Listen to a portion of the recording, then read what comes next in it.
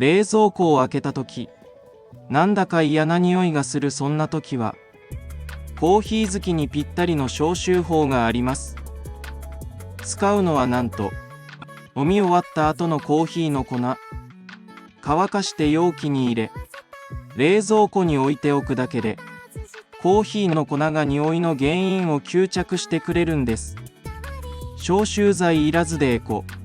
しかもほんのり良い香りも楽しめる。一石二鳥の裏技です。